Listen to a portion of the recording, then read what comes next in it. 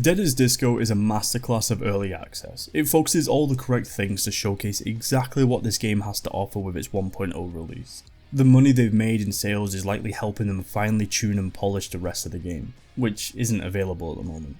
And this is the only thing that is wrong with the game in my opinion, it simply isn't finished. But everything that you have access to is complete, no bugs, no issues. Not a single thing has happened in this game for me that has even hinted at the game not being polished to a golden standard. This is just a quick rambling video just talking about Dead as Disco, so you've been warned. Grab a snack and drink, hunker down, and let's get into what makes Dead as Disco something special. This game is such a jibe. I honestly can't handle sitting still playing it because I just love the music so much that I'm like rocking my shoulders and shit, it's just great. Singing along with these songs too just becomes second nature. For example, I never have liked the song Maniac. Not once in my life has that song come on and had me, but this game forced me to sit down and enjoy it when fighting Hemlock. But I'll get to Hemlock and the other bosses later on. So with the combat system, it's very simple to kind of see what's going on. You move around, you throw attacks, but it's more like when it comes to the counterplay that it becomes more interesting to actually delve into.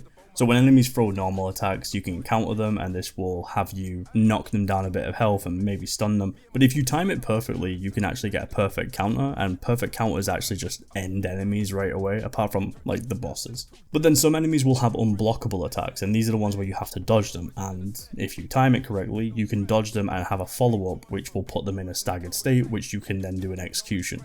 You also can do like an execution normally, like so when the skull fills up, you can see like in the top left corner, when that fills up you can do an execution just on command. And the other resource underneath your health is the fever bar, which allows you to do special attacks. You'll earn special moves as you beat the boss and progress onwards, but like the ones that I have access to are a lot of fun to use in this. And out of all the buttons to press, my favourite button has to be the taunt button, which essentially allows you to strike a pose in front of enemies that are attacking you, and it's just these cinematic moments that just feel like you're flexing on enemies. It just honestly always had me smiling, especially in moments where the screen pans out and you see like the grand scale of a boss fight and you're just stood there at the mountain of these stairs just striking a pose.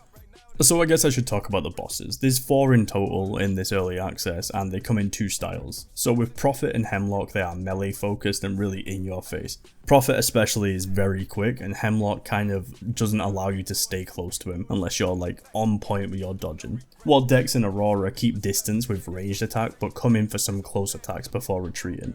Throughout these levels there are these cinematic elements that are artistically handled with their own unique style. And there's transitions between each of them as well. Like with Hemlock, there's one where the screen goes black and you're kind of walking down a train track and then you get hit by a train and then you're on the train.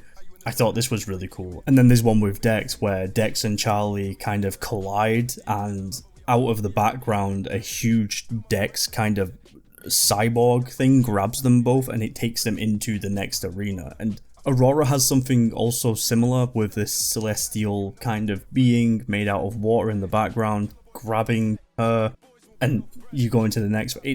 And then there's Prophet's one and you're just falling off buildings and he's just rapping at you and words are like flying at you, and this is how you transition from like the penthouse suite of a building to a coliseum, and it's very bizarre, and every one of these is really unique and fun, and I think they really like stick with me because of the creative freedom that they had with these boss fights. It allowed them to do it, and when you're in the bar you can see that there's 3 extra slots, and on the screen thing you can see that there's 3 things that are blocked out that you can't do, so like, you know, more band members that you'll get to do, and I really hope that those 3 will also have the same love and care that these 4 did. And the boss themes are so good. Like Aurora's theme is very K-poppy and I really liked it. And I don't know what it is about the song. Maybe it's obviously because of the gaming elements and the gameplay is linked to the music. Maybe that's why, but I don't know, something about it had me. And all the bosses have a kind of theme. So obviously Hemlock is punk rock, Aurora's K-poppy, Dex is electrical metal, Prophet is rapping. So it's really interesting to have these different styles and all of them sit with me, like, and I'm so fond of all their boss tracks, even though they're so different to each other. So what's left after doing these finely tuned boss encounters? Well, you can jump into Infinite Disco and you can compete on leaderboards to see how high a score you can get, and also earn stars as well to actually see where your performance ranks. These stars are actually kind of important sometimes because you need to get a certain star rating on certain missions to unlock cosmetics, and if you kind of want to flesh out your own style, then that's something that you'll need to get into. But if the soundtrack of the game isn't enough, there is actually an option to add your own music, and that opens up so many options for replayability. You can go play your favourite songs, you can play meme songs, you can enjoy whatever suits you, and that's kind of the beautiful thing about it. I'm not really the biggest fan of early access games. I've bought them and been disappointed. I've been pleasantly surprised, and I've sometimes bought it just to save myself money for when the full release comes. But Dead's Disco is just different. There's just something special about it. This hidden element inside of it all that had me just smiling with childlike wonder. When cool shit was happening, I was just amazed. When I was in a good flow state of combat, I was just kind of locked in. It felt so good.